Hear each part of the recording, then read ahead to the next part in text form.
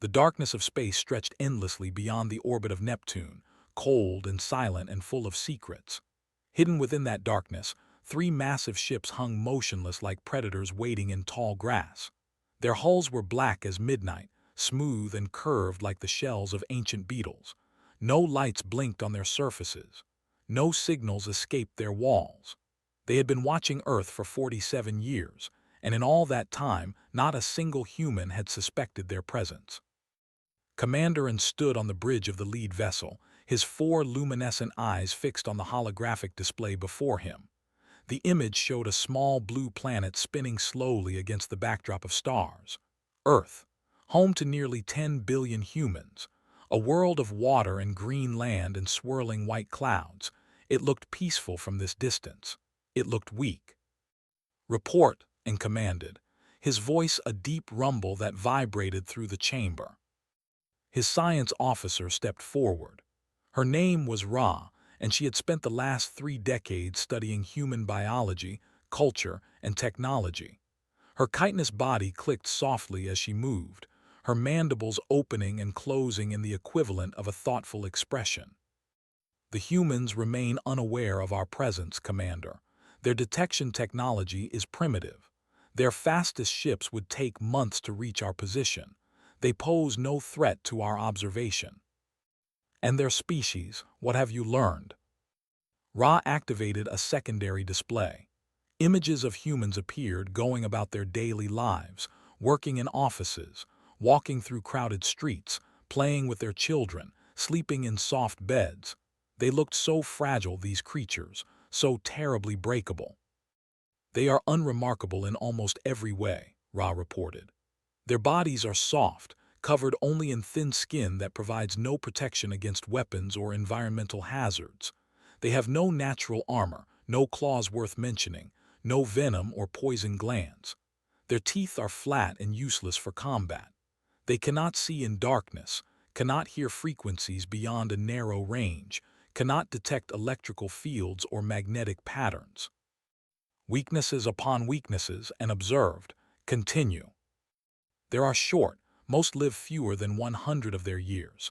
They require constant intake of oxygen and will die within minutes without it.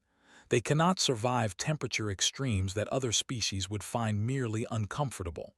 They need regular sleep, regular food, regular water. Their bodies break easily. Their bones snap. Their organs rupture. They bleed from the smallest wounds." And made a sound of satisfaction. They had conquered 37 star systems over the course of their long history. They had faced species with powerful telepathy, species with bodies of living metal, species that could survive in the vacuum of space without protection. All had fallen before the might of the hegemony. These humans would be no different. "What of their military capabilities?" he asked. "Primitive but improving. They have developed nuclear weapons capable of destroying their own cities. Their space vessels are slow and poorly armed. They have no energy shields, no faster-than-light travel, no artificial gravity. Their soldiers carry chemical projectile weapons that would barely scratch armor." "Then they present no challenge." "None whatsoever, Commander.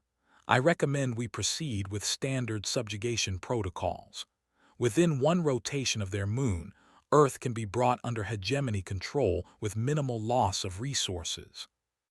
And considered this. They were not cruel by nature. They did not destroy species for pleasure. They simply recognized the natural order of the universe. The strong ruled. The weak served. It had always been this way. It would always be this way. Humans would learn their place just as dozens of other species had learned before them. "Very well," he said. "Prepare for first contact. We will give them the opportunity to submit peacefully before we demonstrate our power." The bridge crew moved to obey, their movements precise and coordinated. They shared a partial hive mind, allowing them to work together with perfect efficiency. Each warrior knew exactly what the others were thinking, what they were planning, what they needed. It made them unstoppable in battle. No enemy could match their coordination. As the ships began to power up their systems, a small alert appeared on one of the sensor displays. A human vessel had detected an anomaly in their vicinity. It was a research ship, tiny compared to the warships, carrying a crew of only 23 individuals. It was called the Wanderer, and it was slowly changing course to investigate the strange readings. "Should we destroy it?" asked the weapons officer, and watched the little ship approach on the display. It moved so slowly, like a small animal wandering toward a sleeping predator. There was something almost endearing about its bravery, or perhaps its stupidity. "No," he decided. "Let them come. Let them see us. It is time for humanity to learn that they are not alone in the universe, and that the universe is not kind to the weak." The Wanderer continued its approach, completely unaware of what awaited it. On board that small ship, a woman named Murphy sat in the captain's chair, studying the strange readings on her console. She had brown hair tied back in a practical knot, and her gray eyes were calm and focused. She had been exploring space for 15 years, and she had learned to trust her instincts. Right now, her instincts were telling her that something very important was about to happen. "Captain," her sensor officer reported, "the anomaly is resolving. It appears to be artificial. 3 objects, each approximately 2 kilometers in length." Leaned forward slightly. "Ships. Unknown design, but yes, almost certainly ships." The bridge fell silent. Every member of the crew understood what this meant. They were not alone. Humanity was not alone. Somewhere out there in the darkness, another species had built vessels and crossed the void between stars. This was the moment their entire species had been waiting for, dreaming about, fearing and hopping for in equal measure. "Open a channel," ordered. Her voice did not shake. Her hands did not tremble. "All frequencies. Translate into as many languages as we can manage. Mathematics, binary, everything we have." "Channel open, Captain." Took a slow breath.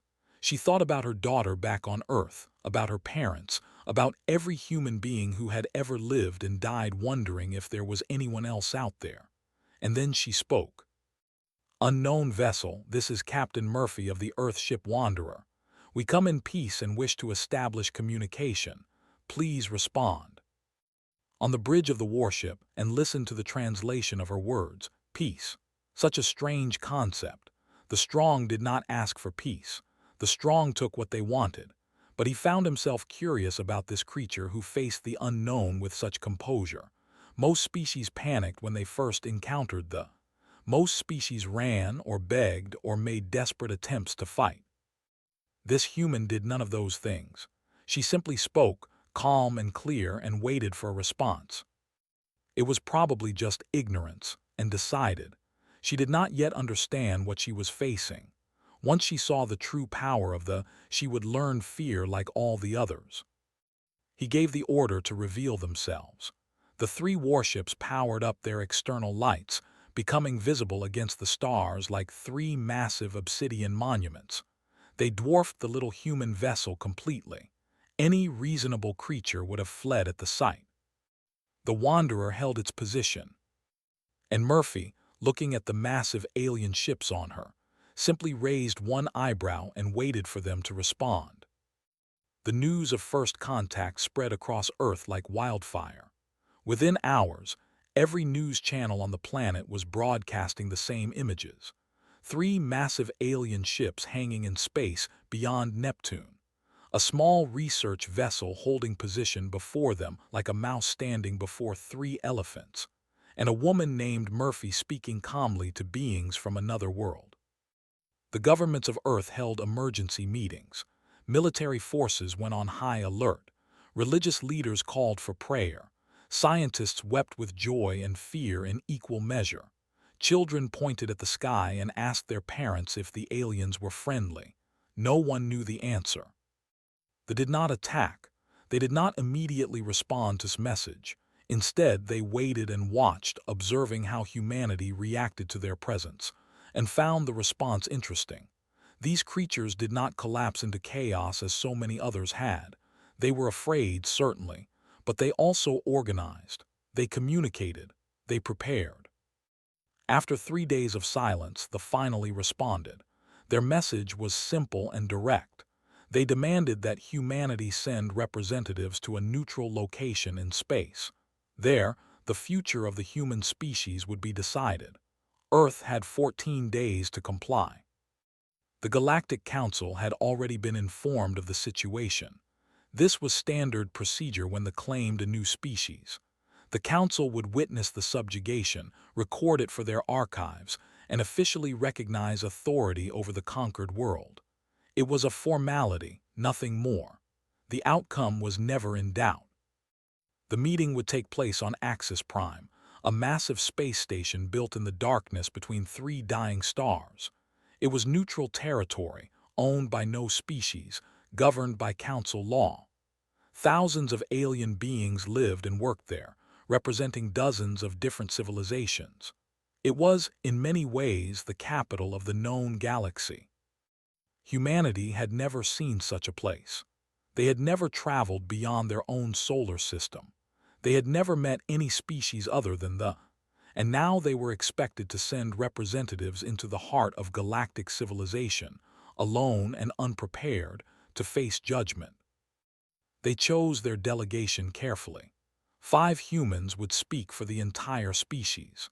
They were selected not for their political power or military rank, but for their ability to remain calm under pressure, to think clearly, to represent the best of what humanity could be.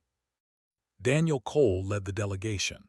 He was 53 years old, tall and lean, with salt and pepper hair and deep brown eyes that seemed to see everything. He had spent 30 years as a diplomat, resolving conflicts between nations, negotiating peace treaties, finding common ground between enemies. He had never failed. He did not intend to start now. Beside him stood Dr. Lisa Grant, the foremost on Earth. She had spent her entire career preparing for this moment, studying the possibility of alien life, developing theories about how first contact might unfold.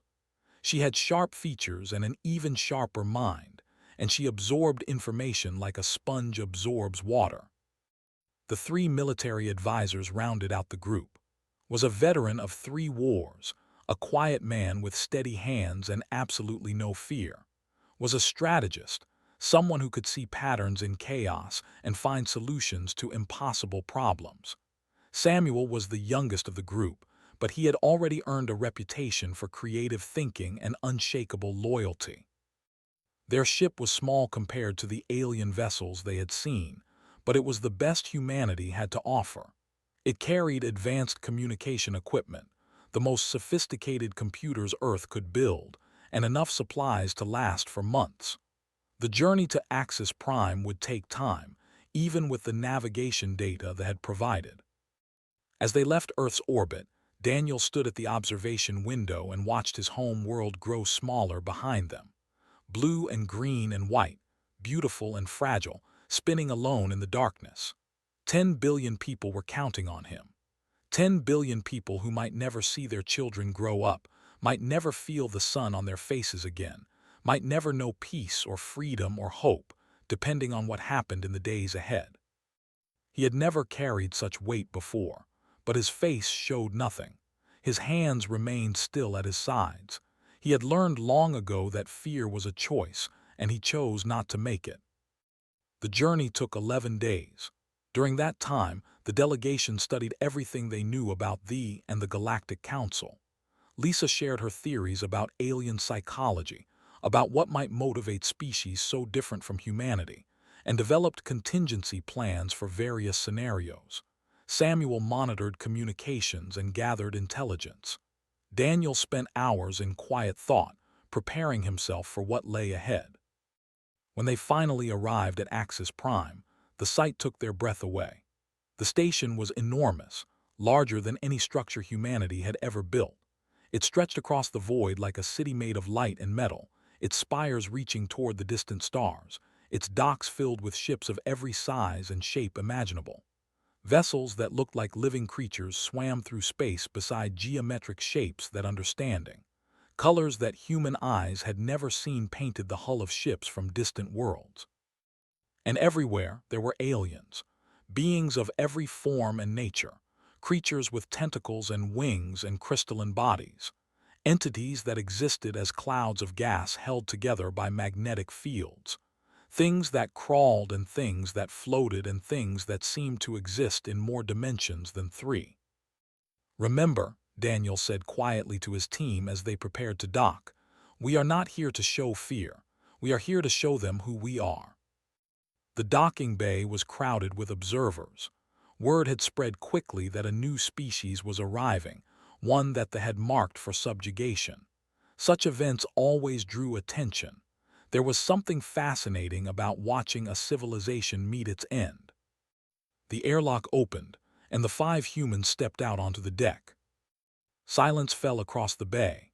Thousands of alien eyes, in every configuration imaginable, turned to stare at the newcomers.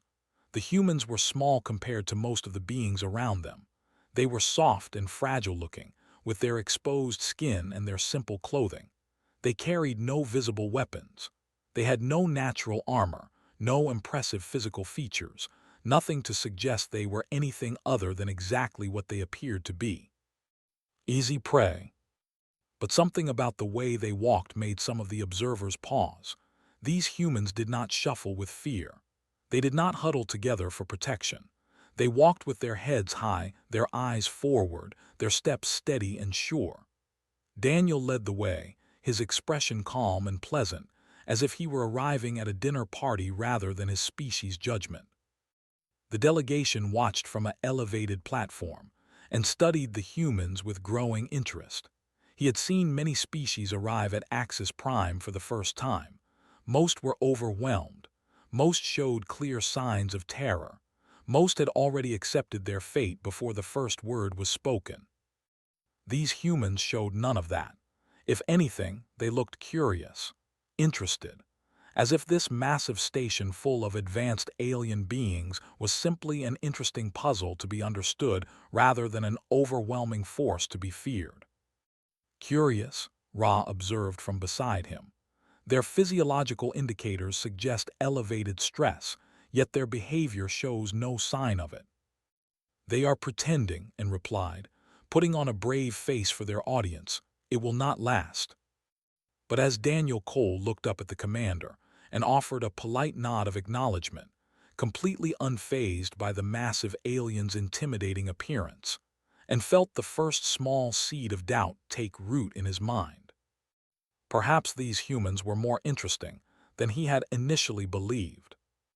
Perhaps this subjugation would not be quite as simple as he had expected. The great amphitheater of Axis Prime was a wonder of engineering that had taken 300 years to complete. Its curved walls rose toward a transparent dome that showed the endless stars above. Seating was arranged in tiers, each level designed to accommodate different species with different physical needs.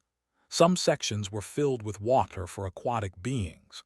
Others maintained specific temperatures or atmospheric compositions.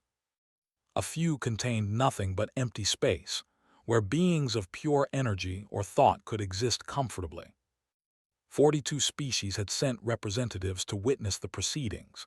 They sat in their designated areas, watching and waiting, communicating in languages that humanity had never heard. Some had been part of the council for thousands of years. Others were relative newcomers, having joined within the last few centuries. All understood the purpose of this gathering. A new species was about to be claimed, and they were here to watch it happen.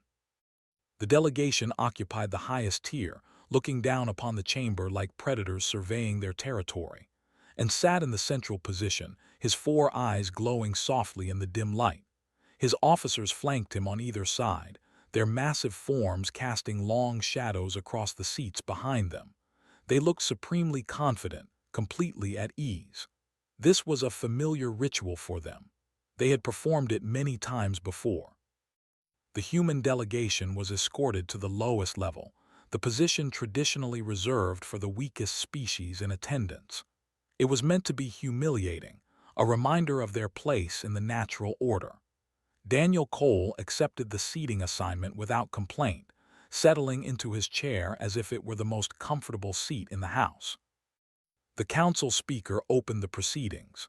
She was a being called ancient and wise, her body a constantly shifting pattern of light and shadow that was difficult to look at directly. Her voice echoed through the chamber, translated simultaneously into hundreds of languages. We gather today to witness the formal declaration of the hegemony regarding the species known as humanity. As is tradition, the claimant species will state their intentions, and the claimed species will be given the opportunity to respond. Let the record show that this gathering is held in accordance with all established protocols. And rose to his full height, nearly 9 feet of armored muscle and predatory grace. He looked down at the humans far below, and his mandibles spread in what might have been a smile. The hegemony claims dominion over the species known as humanity and their home world of Earth. We do this not out of cruelty, but out of natural law. The strong guide the weak. The powerful protect the helpless. Humanity is young and fragile, unable to defend themselves against the dangers of the galaxy. Under protection, they will survive. Without it, they will surely perish. He paused, letting his words settle over the assembly. Many of the watching species nodded in agreement. This was how things worked. This was how things had always worked. The strong took responsibility for the weak, and the weak learned to accept their place. We offer humanity a choice, and continued. Submit peacefully and your species will be preserved. Your culture will continue under guidance. Your people will live and work and raise their children, safe beneath the protection of the hegemony. Resist, and you will be conquered by force. Your cities will burn. Your population will be reduced to a manageable number. Your world will become a reminder to others of the cost of defiance. He sat back down, clearly expecting immediate surrender. It was the only logical response. Humanity had nothing to gain from resistance and everything to lose. Daniel Cole stood slowly. He was small compared to most beings in the chamber. His soft human body and ordinary clothing made him look almost childlike among the giants and wonders surrounding him. But when he spoke, his voice carried clearly through the amphitheater, calm and steady and utterly unafraid. We respectfully decline. A ripple of surprise passed through the assembly. The delegation exchanged glances of disbelief. Even seemed taken aback, her shifting form pausing for a moment before resuming its constant motion. And leaned forward, his eyes blazing brighter. You decline. Perhaps you did not understand my words, little human. We are offering you a chance to survive. We are being generous. We could simply destroy your world without warning, without negotiation, without giving you any opportunity to save yourselves. We understood perfectly, Daniel replied, and we still decline. Do you know what we are? Do you know how many species have fallen before us? We have conquered civilizations that possess technology your world will not develop for. We have crushed empires that span dozens of star systems. Your species is alone, isolated, primitive. You have no allies, no advanced weapons, no way to resist us. You are nothing. Daniel waited until he finished speaking. Then he smiled slightly, the expression warm but not mocking. Commander, may I share something with this assembly? Some information about my species that might help you understand our position. And waved a clawed hand dismissively. Speak your final words, human. They will change nothing.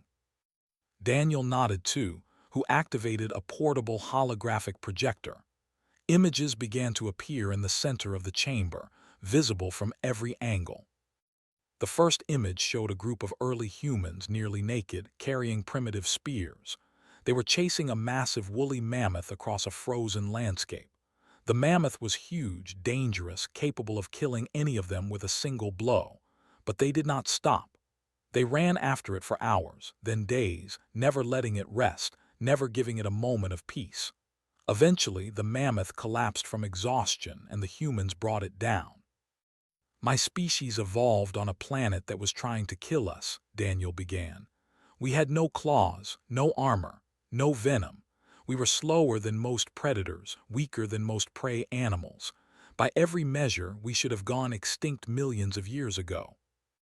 The image changed to show humans crossing a frozen wasteland, wrapped in animal skins, pushing through blizzards that would kill most species in hours. But we did not die. We survived ice ages that froze much of our planet. We adapted. We made clothing from the bodies of animals. We built shelters from whatever materials we could find. We learned to make fire to cook our food, to preserve our meat for long journeys. The cold could not kill us. More images followed.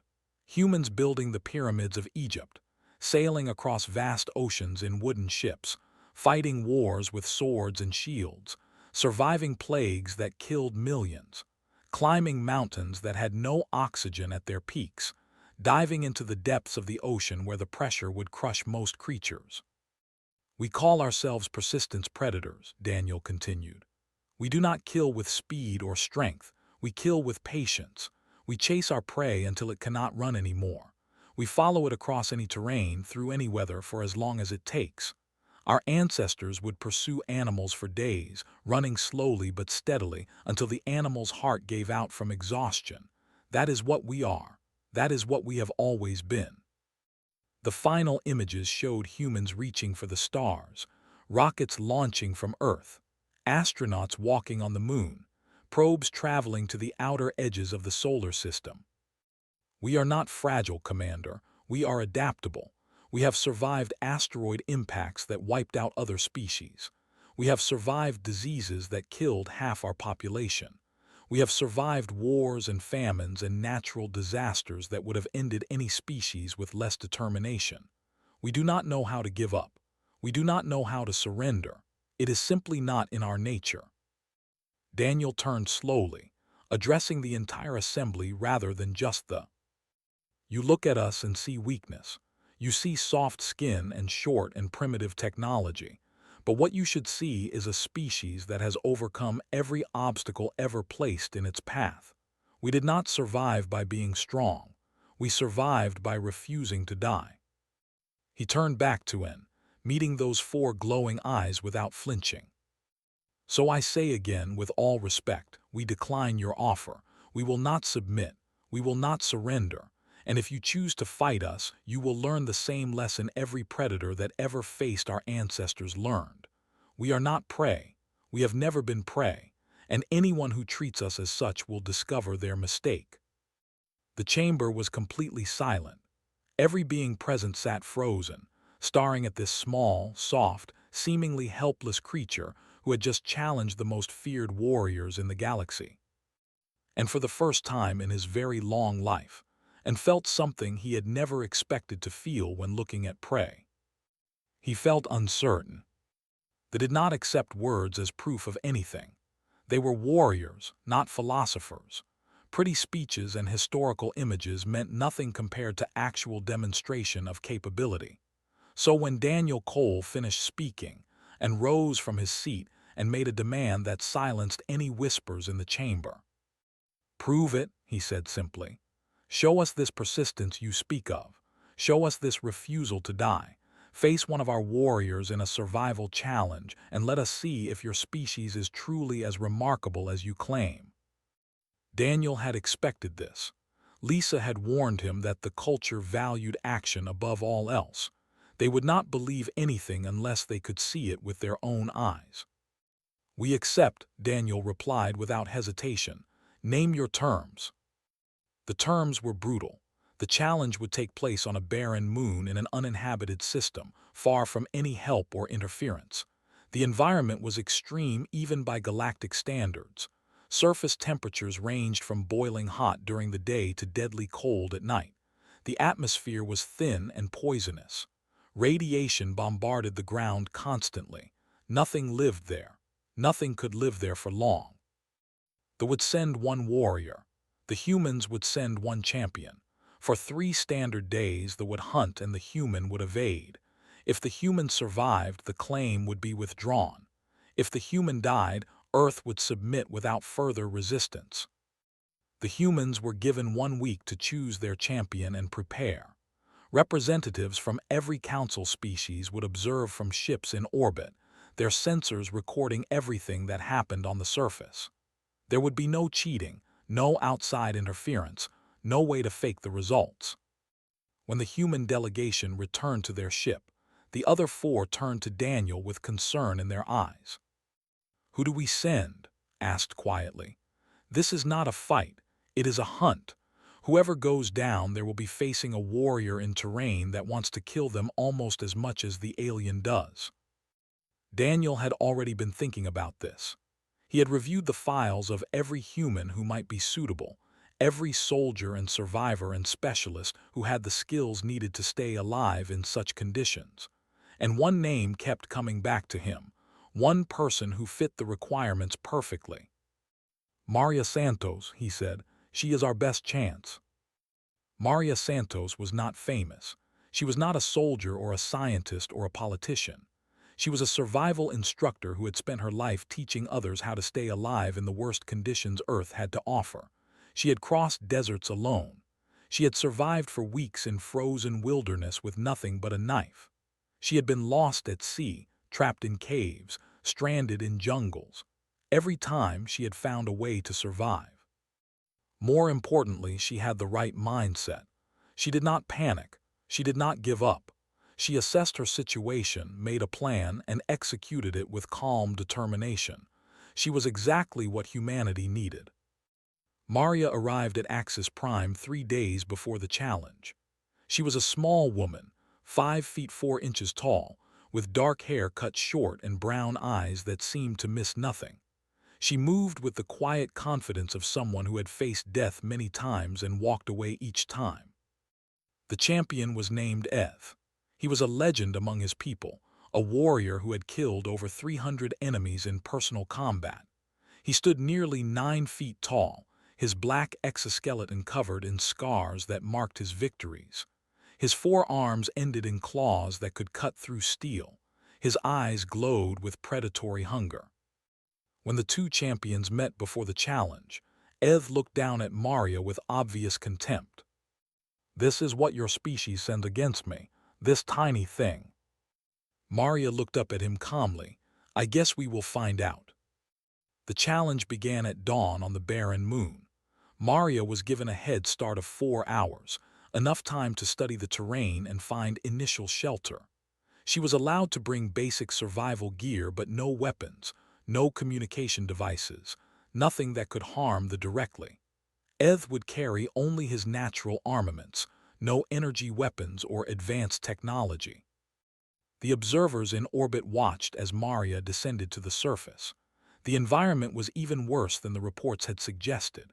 The air was so thin that every breath was a struggle. The radiation was intense enough to cause burns within hours of exposure. The ground was covered in sharp rocks and unstable formations that could collapse at any moment. Maria spent her first hour simply observing. She noted where the shadows fell, how the temperature changed, where water might collect in the brief hours of darkness.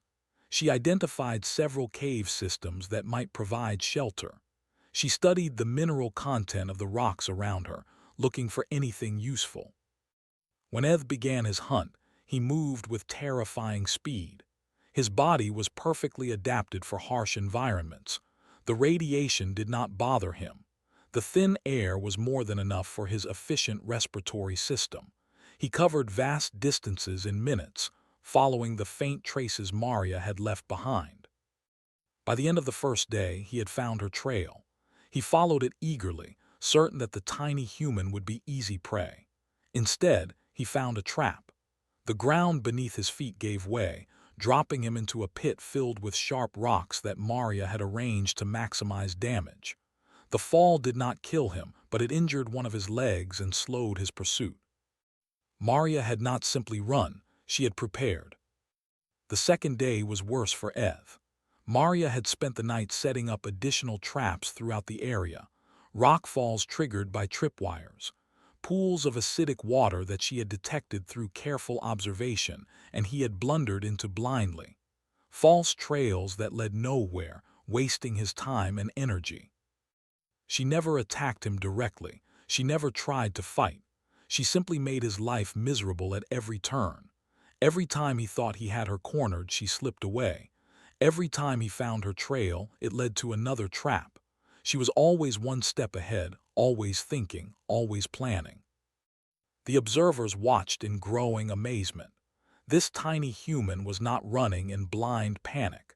She was systematically wearing down one of the most dangerous warriors in the galaxy. She was using the environment against him, turning his strengths into weaknesses. She was hunting the hunter. By the third day, Eth was exhausted. His injuries had accumulated. His body, designed for short bursts of intense activity, was not meant for prolonged pursuit. He had barely slept, constantly searching for his prey, constantly triggering her traps, constantly failing to catch her. Maria, meanwhile, had paced herself. She had rested when she could. She had eaten insects and grubs that she had found beneath rocks. She had collected water from condensation during the cold nights. She was tired and sore and covered in minor injuries, but she was still functional. She was still surviving. When the time limit expired, Maria emerged from her hiding place and walked calmly to the designated extraction point. She arrived exactly on schedule, dirty and exhausted, but very much alive. Eth did not make it. His body was found halfway between his last known position and the extraction point. He had collapsed from exhaustion, his legendary endurance finally failing him. He was still alive, but barely. His body had simply given out. The observers in orbit sat in stunned silence. They had expected to watch a small, soft human die quickly at the claws of a champion. Instead, they had witnessed something that should have been impossible. A human woman, with no weapons and no armor, had defeated the most feared warrior that had ever produced. She had not done it through strength or speed or superior technology. She had done it through patience, intelligence, and an absolute refusal to give up. In the observation ship, and watched the recording of Eth's collapse over and over again. He watched Maria walk to the extraction point with calm, steady steps. He watched her look up at the sky, knowing that millions of alien eyes were watching her, and simply nod once before boarding the shuttle that would take her back to the station. He had never felt fear before. He had never known what it was like to face a predator more dangerous than himself. But as he watched that small human woman walk away from his fallen champion, and finally understood what every prey animal in the galaxy had always known. Some things were more dangerous than they appeared. And humanity was the most dangerous thing he had ever encountered. The aftermath of the challenge changed everything. News of what had happened spread across the galaxy faster than light itself. Every species that had ever feared every civilization that had submitted to their dominance, every world that had been conquered and absorbed into the hegemony, they all heard the same incredible story.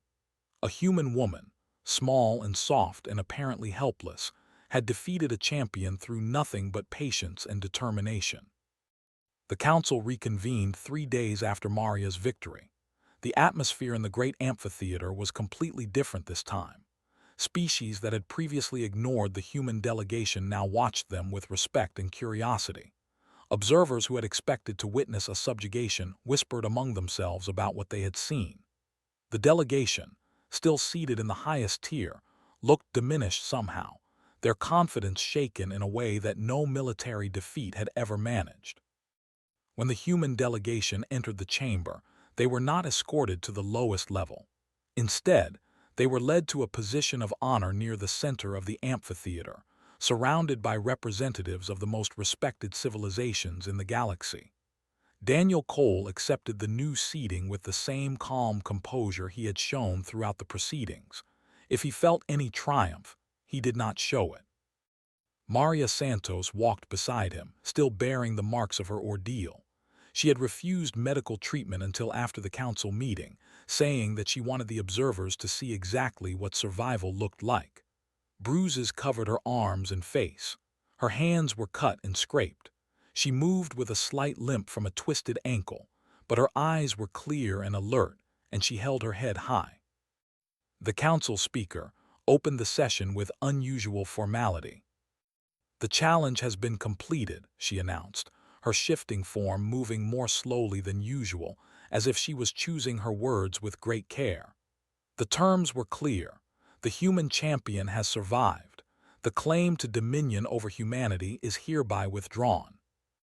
A murmur of approval rippled through the assembly. Several species that had been allied with the began to distance themselves, their representatives making subtle gestures of respect toward the human delegation. And rose from his seat. His movements were slower than before, his four eyes dimmer. He looked like a commander who had just lost his first battle after a lifetime of victories. "I request a private meeting with the human ambassador," he said. "There are matters I wish to discuss." Daniel considered the request for a moment, then nodded. "I accept." They met in a small chamber overlooking the stars, just the two of them, and had removed his ceremonial armor, appearing in his natural form without any of the symbols of his rank and power. It was a remarkable gesture for an admission of vulnerability that his species almost never showed. "How?" and asked simply, his voice stripped of its usual commanding tone. "How is this possible? Eth was the finest warrior my species has produced in generations. He was faster, stronger, more experienced. He should have killed your champion within hours." Daniel walked to the observation window and looked out at the stars. So many of them, scattered across the darkness like diamonds on black velvet. So many worlds, so many possibilities, so much still to discover. "Commander, do you know how humans evolved?" he asked quietly. "Your science officer provided extensive briefings. You developed on a harsh world, adapted to survive extreme conditions." "That is part of it, but there is something more fundamental, something that even your briefings did not capture." Daniel turned to face the. "We were never the strongest creatures on our world. We were never the fastest or the most dangerous. There were predators that could kill us with a single bite, animals that could crush us with a single blow. By any rational measure, we should have been prey.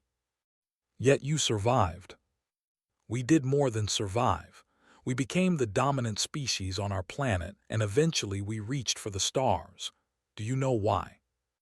And was silent, waiting. "Because we are stubborn," Daniel said with a slight smile. "Impossibly, irrationally stubborn. We simply refuse to accept defeat. When something tries to kill us, we find a way to survive.